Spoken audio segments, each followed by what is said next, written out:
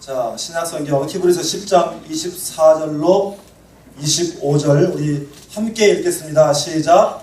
서로 돌아와 사랑과 선행을 격려하며 모이기를 패하는 어떤 사람들의 습관과 같이 하지 말고 오직 권하여 그날이 가까움을 볼수록 더욱 그리하자. 아멘. 하나님께서 이 말씀을 통해서 우리에게 은혜 주실 줄 믿습니다.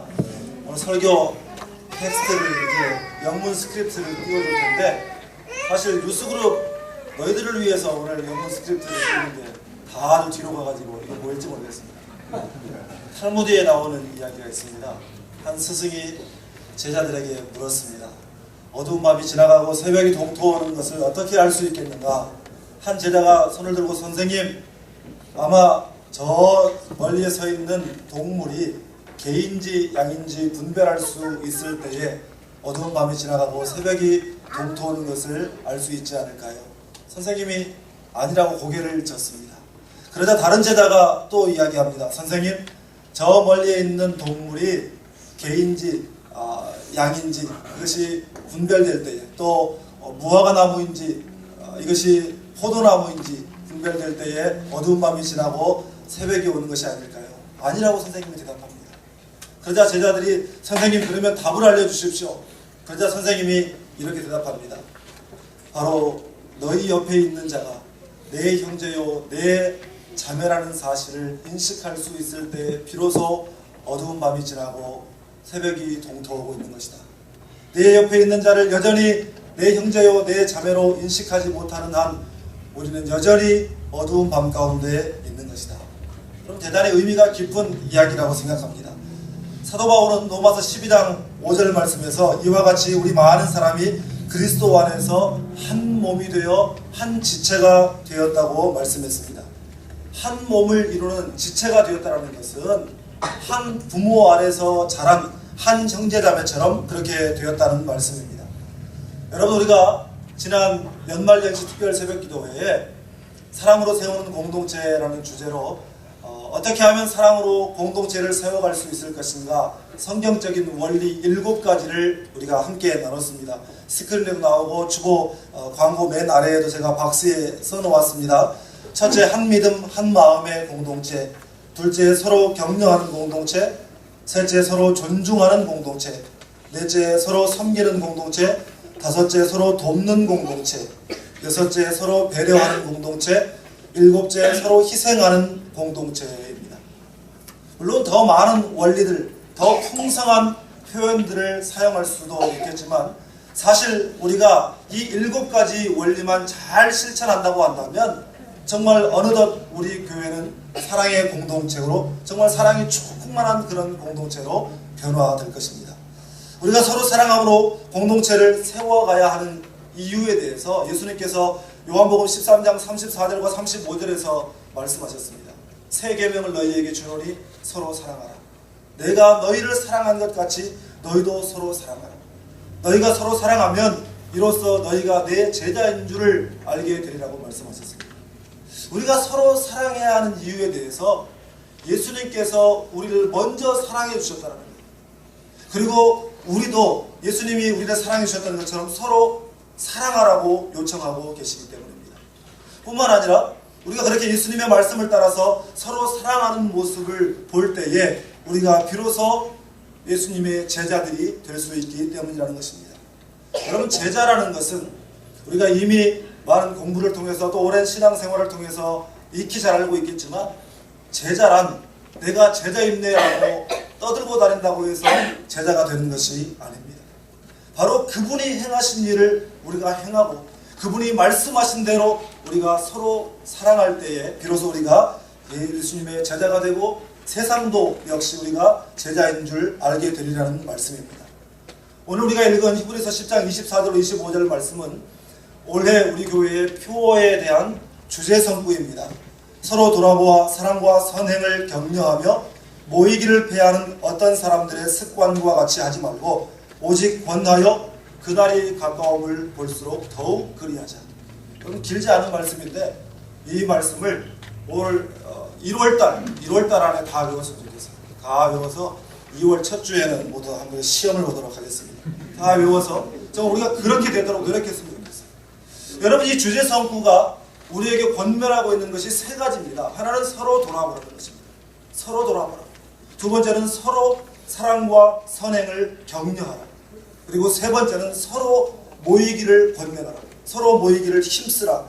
그날이 가까움을 볼수록 이 그날은 주님 오시는 날, 주님의 날, 마지막 때, 또 우리가 주님 앞에 서는 날, 이 날을 말하게 됩니다. 그런데 이 말씀은 여러분이 보는 바와 같이, 여러분이 아는 바와 같이 지금은 마지막 때입니다. 그러므로 서로를 돌아보십시오. 더욱 사랑과 선행을 격려하십시오. 그리고 더욱 모이기에 힘쓰십시오. 이런 말씀입니다. 자, 이 세 가지 권면을 중심으로 우리가 잠깐 살펴보기를 원하는데, 첫 번째 서로 돌아보라는 것입니다. 우리가 서로 돌아보아야 하는 이유가 뭐겠습니까? 우리가 서로를 돌아보아야 하는 이유는 우리가 이 세상이 믿음으로 살아가기에, 믿음 지키며 살아가기에 너무나도 힘든 세상이기 때문입니다. 베드로 사도가 경계하는 것처럼 대적 마귀가 우는 사자같이 두루다니며 삼킬 자를 찾아다니기 때문입니다. 여러분, 마귀는요, 정면 공격을 통해서 성도를 두려움과 무서움에 빠지게 하기도 하지만 측면 공격, 우회 공격을 통해서 달콤한 유혹으로 우리를 넘어뜨리기도 합니다. 그런 세상이기 때문에, 눈 감으면 코 베어가는 그런 세상이기 때문에 서로 돌아보아야 한다는 것입니다. 제가 한 번은 메릴랜드의 선배 목사님 집을 방문한 적이 있었습니다. 그런데 그 집 뒤에 큰 호수가 있더라고요. 그런데 그 호숫가에 한 10여 마리쯤 되는 거위떼가 무언가 먹을 것을 열심히 찾아다니는 그런 모습을 볼 수 있었습니다. 그런데 제 선배 목사님이 저에게 하시는 말씀이, 고 목사, 저 거위떼들을 한 5분 정도만 관찰해 보십시오. 그렇게 말씀하시더라고요. 뭘 보라고 하는 건가 하고 제가 주위에서 그 거위떼들을 보는데, 뭐 5분까지 갈 필요도 없이 한 1분 정도 지나고 나니까 금세 그 특징을 발견할 수 있겠어요.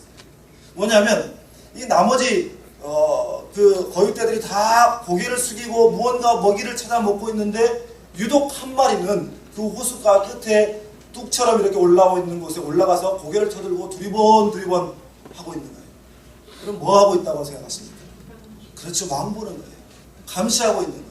우리 팀이, 우리 가족이, 우리 그룹이 안심하고 안전하게 먹이를 먹을 수 있도록 헌신하고 배려하면서 망을 보고 있는 그러한 장면이었습니다. 여러분, 이러한 모습 속에서 정말 우리가 악한 공격으로부터 서로를 지켜주고 서로를 보호해주는 것, 이것이 서로 돌아보는 것이라고 생각합니다. 연약한 믿음을 서로 붙잡아주는 것입니다. 제가 이번 특세 때도 말씀을 드렸지만, 공동체 안에는 다 믿음 좋은 분들만 있는 것이 아닙니다. 믿음이 연약한 분들이 있습니다. 믿음이 어리고 연약한 형제자매들이 있습니다. 그럴 때 우리는 어떻게 해야 하는가? 분명히 그들이 믿음이 연약한 모습을, 믿음이 어린 모습을 드러낼 텐데 우리가 어떻게 하면 좋을까? 이해해주고 좀 봐주고 오래 참아주자고 제가 여러분들께 말씀드렸습니다. 또 우리는 가끔 쟤는 좀 포기했어, 이런 말을 할 때가 있습니다. 여러분, 우리가 포기하지 말고 붙들어줘야 합니다. 때로는 공동체 안에 믿음이 정말 침체될 때에도 사랑으로 그를 붙들어주고 권면하고 기도해주는 우리가 되어야 합니다. 사도 바울은 데살로니가전서 5장 14절에서 형제들아 너희를 권면하노니 게으른 자들을 권계하며 마음이 약한 자들을 권계하며 마음이 약한 자들을 격려하고 힘이 없는 자들을 붙들어주며 모든 사람에게 오래 참으라 그랬습니다. 사랑하는 여러분, 서로를 돌아보고 서로를 붙들어주며 함께 믿음의 길 가는 우리 공동체 되기를 주님의 이름으로 축원합니다. 두 번째는요, 서로 격려하라는 것입니다. 서로 격려하라. 본문은 사랑과 선행을 서로 격려하라고 했습니다. 여기서 이 격려라는 말을 영어 성경은 spur라는 단어를 사용하고 있습니다. 그런데 이 단어는 격려하다라는 의미뿐만 아니라 자극하다, 분발시키다, 동기를 부여하다, 이런 의미를 가지고 있습니다. 특별히 사랑과 선행을 자극하고 동기를 부여하다라는 의미로 우리가 본다면 이 말은 서로를 칭찬해 주십시오, 그런 의미입니다. 여러분, 칭찬은 누구도 춤추게 한다? 고래도 춤추게 한다고 했습니다.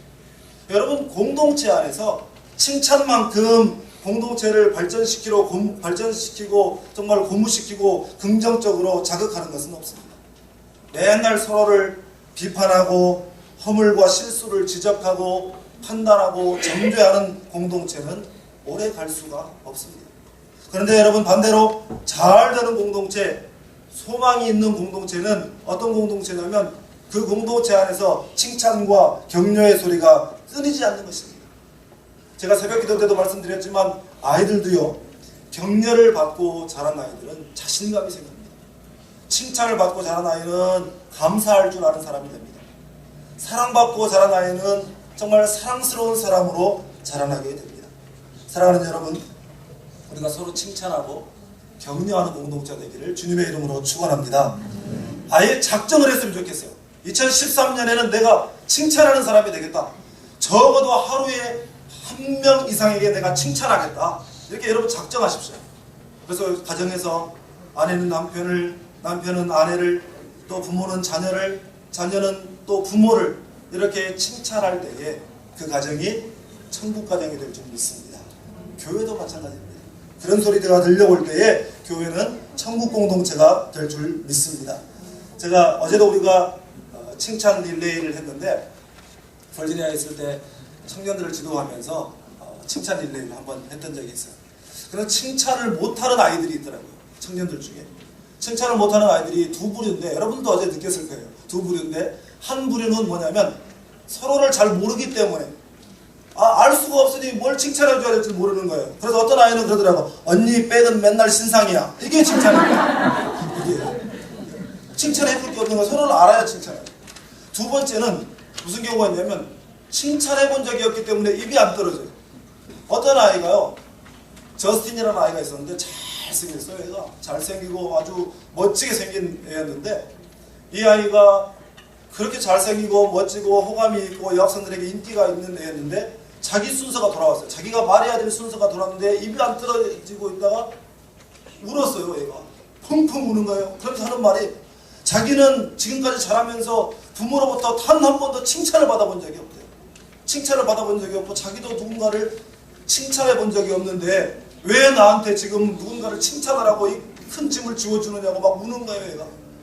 그래서 그 아이 붙들고 다 사랑으로 안고 기도해주고 축복해줬어요.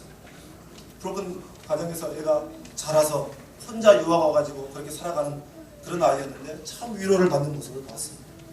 그런데 여러분, 칭찬도요, 지혜롭게 칭찬해야 됩니다. 칭찬을 그냥 칭찬한다고 해서 다 상대방이 기뻐하는 것이 아닙니다.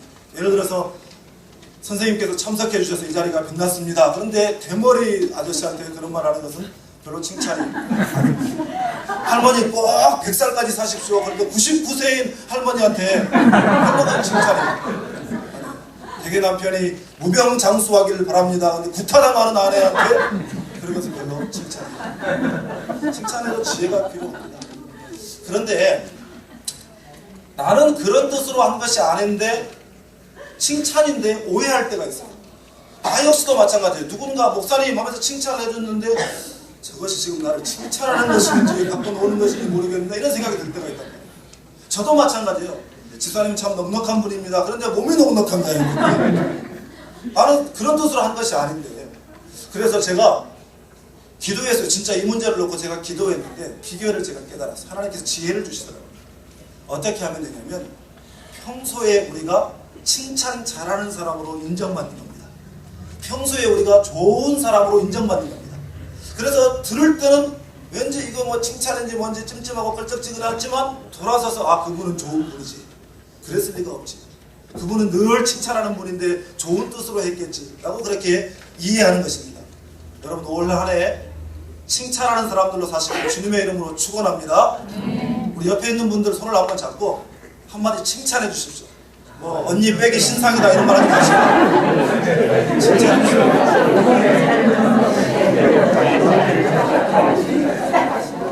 세 번째 장면입니다. 우리 공동체가 정말 복된 공동체인 것 같아요. 칭찬이 그치질 않고. 자, 세 번째는 서로 모이기를 힘쓰라입니다.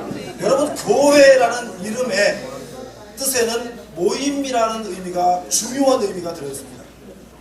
여러분, 사람이 모이지 않으면 그건 교회가 아니에요. 사람이 모이지 않으면 교회가 아닙니다. 오늘 본문은 모이기를 폐하는 어떤 사람들의 습관과 같이 하지 말라 그랬습니다. 여기서 폐하다 이 말은 포기하다 이런 뜻이에요. 모이는 걸 포기해요. 모이는 걸 자꾸 포기하는 것은 나쁜 신앙 습관입니다. 바로 이런 뜻입니다. 저는 열심히 모이지 않고 신앙이 성장하는 사람을 보지는 못했습니다. 예배를 소홀히 여기면서 깊은 영성을 지켜가는 사람을 저는 본 일이 없습니다. 여러분, 예배든 구역 모임이든 한번 빠지기 시작하면 습관이 됩니다. 첫 주에는 늦어서 못 왔는데 두 번째는 머리가 띵해서 못 갔고, 세 번째 가려고 했더니 쑥스러워서 못 가겠고, 네 번째 가겠더니 편해서 못 가겠고, 이게 습관이 되어서 안 나오더라. 제가 자주 듣는 말이에요. 신방 가면 그런 말을 많이 합니다. 여러분, 예배든 구역 모임이든 교회 공동체의 이름으로 모이는 그런 모임에는 길을 쓰고 모이시기를 주님의 이름으로 축원합니다. 그래야 우리의 믿음이 자라고 우리가 사랑이 자라는 그런 공동체가 되는 것입니다. 그런데 오늘 본문의 기자는 그날이 가까웠다 말씀하고 있습니다. 이 말은 정신 차리고 깨어 있으십시오. 주님 오실 날 멀지 않았습니다. 주님 곧 오십니다. 이런 뜻입니다. 이렇게 신앙생활에 경종을 울리는 메시지입니다. 여러분, 우리가 잘 알듯이 초대교회 성도들은 날마다 뜻을 같이하여 모이기에 힘쓰는 그런 공동체였습니다. 초대교회가 정말 충만한 예배 공동체였다는 것을 말해줍니다. 여러분, 생각해 보십시오. 예수 믿는 사람들이 주의 이름으로 모여서 기도하고 찬송하고 예배하면 아무리 마귀 사탄이 우는 사자와 같이 삼킬자를 두루 찾는다고 할지라도 맥을 못 추게 될 것입니다. 아무리 연약한 사람들도, 연약한 동물들도 함께 모여 있으면 맹수가 함부로 공격하지 못하는 것입니다. 사랑하는 여러분, 올해 2013년에는 우리 교회 공동체가 정말 말로만이 아니라 명실상부한 사랑의 공동체가 될 수 있기를 주님의 이름으로 축원합니다.